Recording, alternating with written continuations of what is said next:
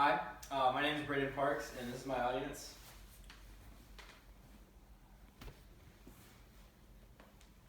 And in this presentation, I'm going to be talking about the history of cars and the recent improvements that have been made in history.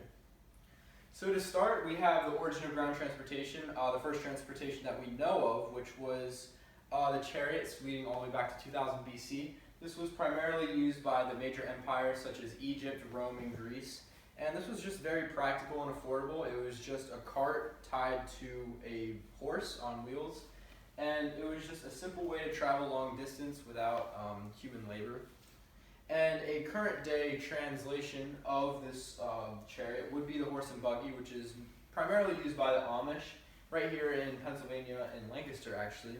And once again, this is basically used just because it's cheap to manage and very affordable, very practical. If you just want to go down the street, let's say like 2 miles, then this would be very good to use, especially if you're carrying along luggage of some sort.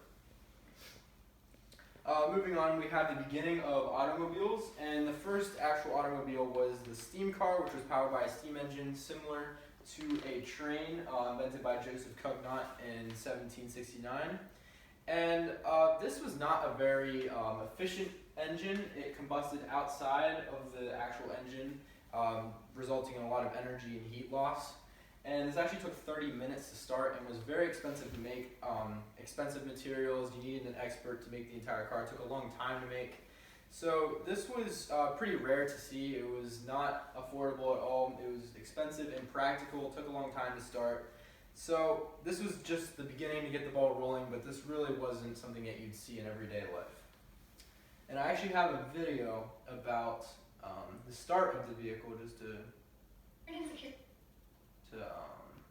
show how long it actually takes to start, how much goes into it. You have to wait for that to warm up enough to start your kerosene-powered main burner. During that process, while you're boiling the water inside the burner, you've got to keep the fuel pumping to the front, something you do by hand until you get the car fully started.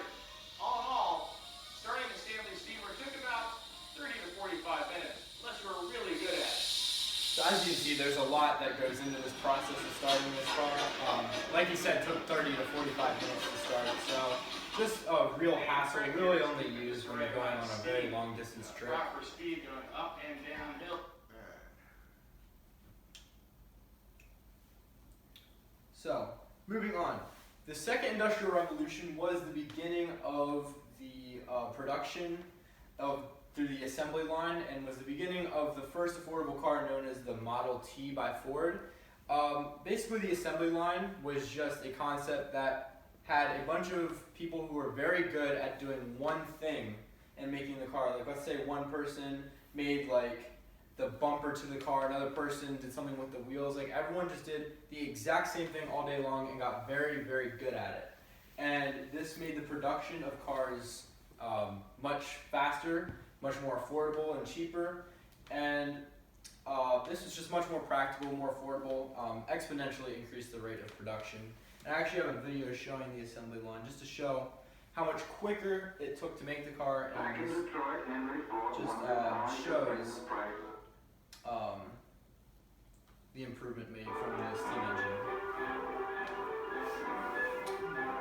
They tried the same idea of all the various parts of the car and created what were called sub-assemblies. Each man on the line became a specialist. He did one thing, and he did it perfectly, then passed the work along to the next man. As you can see, this is a lot easier to make than just one person making the entire car who has to be an expert at every part. Because when you have a human making every single part solely something simple, then they can become extremely good at what they do, and just makes it a lot faster. It's simpler. This was a great step forward because now they could regulate the flow of work and keep it moving at a constant rate of speed.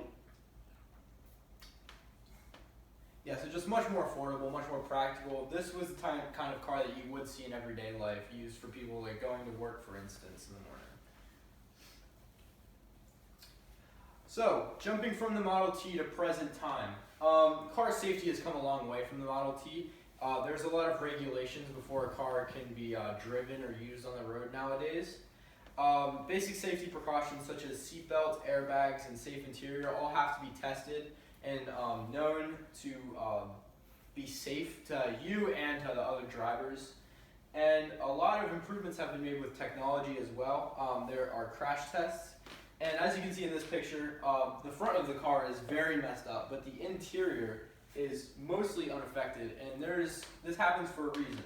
When a car makes a head-on collision, or any collision, the exterior where the passengers aren't at is supposed to crumple completely, because this actually reduces the impulse that is experienced on the passengers and just makes it safer for them. So the combination of having a seatbelt on, having airbags in the car, and having the crumbling mechanism on the outside of the car just gives the highest possible chance of survival, and risk of injury is extremely lowered when all of these things are done at the same time. And I actually have a video showing a crash test just so you can see how the crumbling of the car reduces the impact on the passengers inside.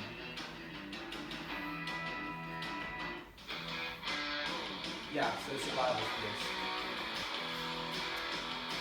So this is basically the area where the passengers would be. And as you can see, when the car crumbles up, this area is mostly unaffected, and the speed of the car is reduced in that impact. And then obviously there's airbags and seatbelts. So when the crash happens, in a perfect world, the passenger would be harm-free, basically. So before any car is allowed to be driven or touch the road, it has to go through these tests and known to basically be safe. Not only for the safety of the passenger inside the car, but also the safety of drivers that would be coming around this car. So.